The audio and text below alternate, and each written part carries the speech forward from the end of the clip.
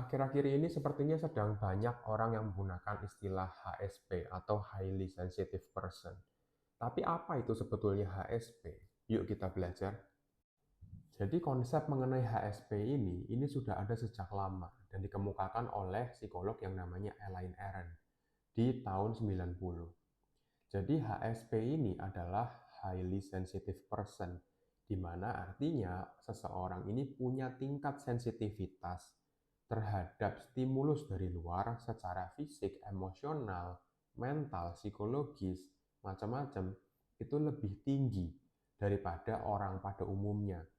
Dan Elaine Aron ini mengemukakan bahwa ada 15% sampai 20% populasi orang yang mengalami hal ini atau menjadi orang yang HSP.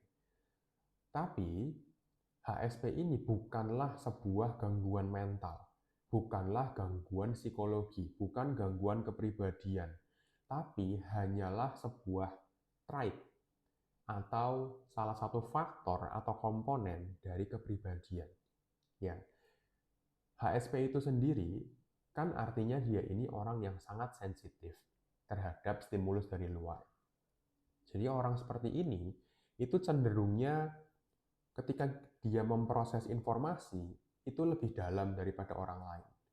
Kemudian dia juga mudah sekali untuk secara sensorinya, dia mudah untuk overload. Dia mudah sekali untuk merasa penuh banget emosinya gitu.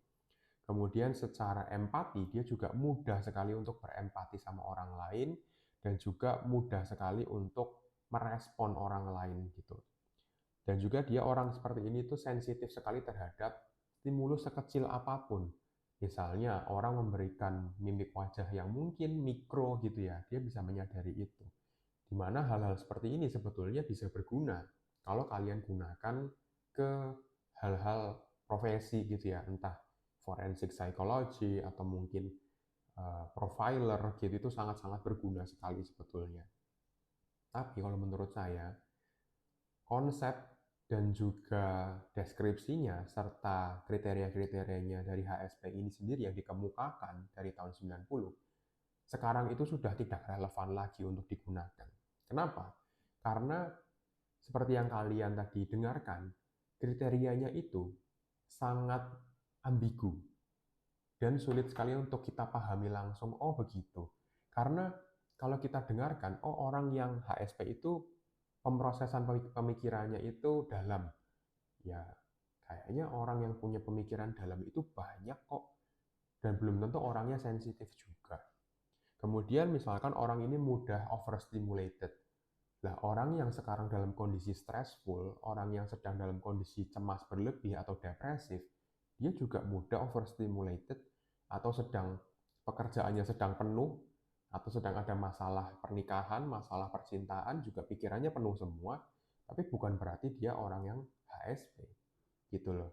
Tapi orang yang sedang secara pemikiran itu lagi banyak aja kan gitu. Jadi ada tumpang tindih antara kriteria HSP ini sendiri dengan kriteria permasalahan psikologi yang lainnya, yang mana lebih penting untuk kita ketahui daripada kita ini HSP atau tidak.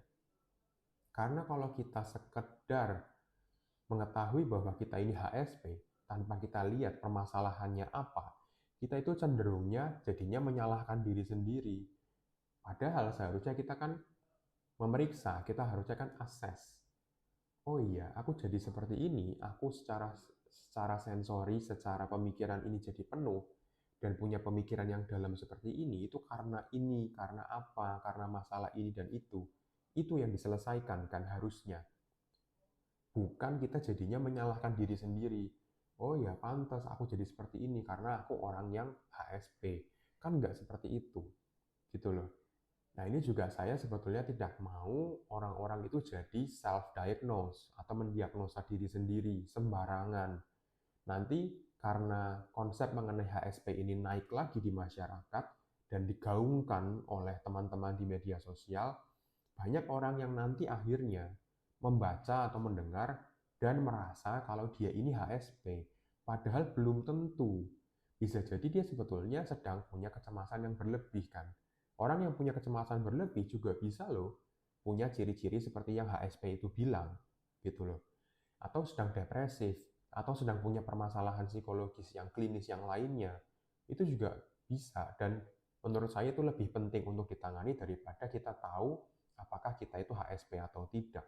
Sebetulnya sih seperti itu, saya hanya ingin mencegah itu saja. Meskipun sepertinya tidak mungkin ya kalau di media sosial.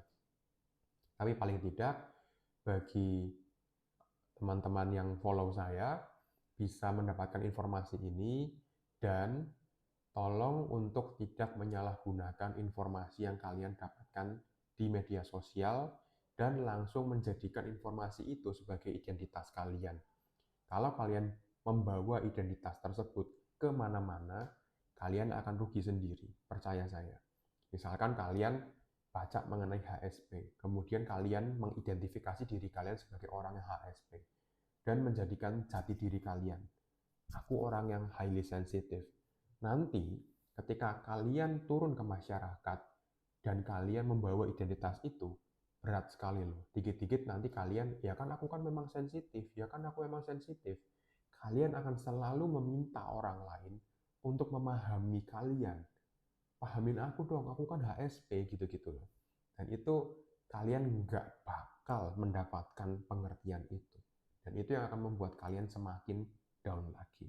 Jadi sebaiknya jangan melabel diri sendiri, jangan menjadikan identitas kalian sebagai sebuah masalah psikologi. Entah itu HSP, anxiety, depression, ataupun istilah-istilah psikologi yang lainnya. Oke, semoga video ini bisa membantu dan salam sehat jiwa bagi kita semua.